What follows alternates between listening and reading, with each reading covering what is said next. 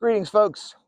This is DC Investing. I've reached financial independence, and I talk about topics that may help others on their path to financial independence. And what I wanted to share with you today is something that could be used as a potential strategy for when you time your purchases of dividend-paying stocks. And so I've kind of watched these for 2 or 3 years now.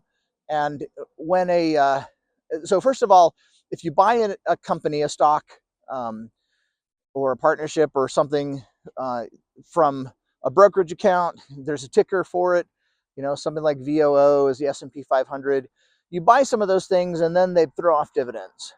Apple pays a small dividend. Lots of things pay a dividend, but there are certain companies that pay bigger dividends than others. And I really like oil pipelines. That's one of my favorite companies. And I also have a lot of energy producing stocks like Exxon and Chevron.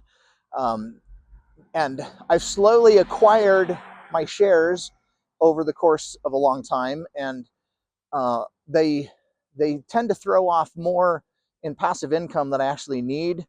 I have a W-2 job that I'm working part-time for, but it's still income that comes in. So I have more than I need right now. And so I routinely buy more shares of these companies because I'm trying to increase the passive income that I can get from them. And what I've noticed that happens is on the company's ex-dividend date, the share prices decline. And the typical thing is, if your company is going to pay out a 2% dividend, then the share prices are going to drop that day by 2%. But what I've noticed is that the companies often will drop more than the 2% amount, and that creates a nice buying opportunity. And so I'm not completely sure why that occurs. I've got a thought here, but so just to kind of go over that, the company drops on what's called the ex-dividend date. Or the date after the ex-dividend date. I think it's the ex-dividend date. And what that means is that is the date where you no longer get that quarter's dividend. And you can look this up on the internet. Like Fidelity has a dividend view page that makes it really easy to figure out what the ex-dividend date is. And I keep a watch on those because I'm always kind of uh, looking for opportunities to buy some more shares, or I want to see how much the share price drops on the day that the dividend gets paid. And a lot of cases, your brokerage will account for the dividend. So if you're looking at the chart, you'll see a big drop in the stock price. But if you look at how much that stock is down for that particular day, oftentimes it will show nothing.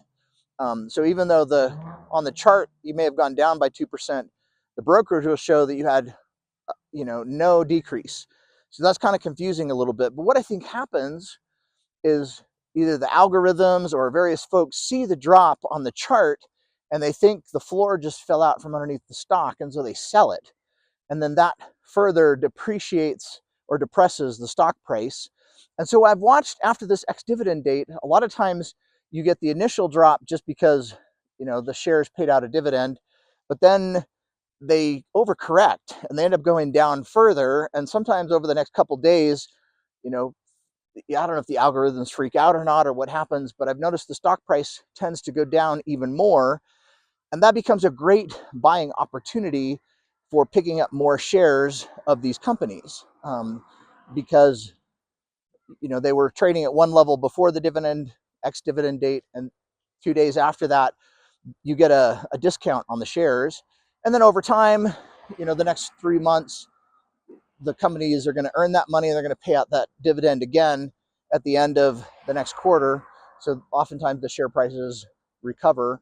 But just knowing that, hey, those ex-dividend dates cause price fluctuations. And just what I've noticed is that oftentimes the share prices go down more than the dividend payout at that ex-dividend date. And so if you're trying to slowly acquire shares, sometimes the ex-dividend date becomes a really good time to pick up shares, or a day after that date or 2 days after. Just kind of watch the price and see what happens, because it can give you the stock basically goes on sale for you. So this is more of an advanced strategy for folks who are trying to reach financial independence, it's really important to learn about what the ex-dividend dates are.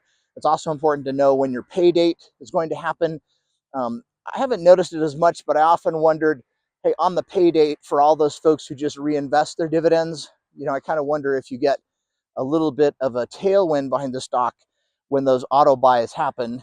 I haven't looked at that nearly as close, and it may only be a tiny bit that it increases shares. But because some folks in their acquiring stages, they just have they call it the drip, or just the auto purchase on. Every time you get paid the dividend, it just buys more shares. So on whatever day you get paid, that could create a tailwind behind the share price that day too. So, I don't know, maybe a strategy would be wait for the ex-dividend date to buy some shares, maybe buy a little bit more the next day, wait for the pay date to come out, and then sell those shares as a way to really play that arbitrage thing. So just some thoughts. Do your own research. This isn't investment advice or anything, but one strategy is something I have observed over time that, I definitely have waited till the ex-dividend came out and then acquired some more shares, uh, figuring that I'm getting a discount on those. So hope that helps. If I taught something that you like, let me know. Comments always help the channel grow. So,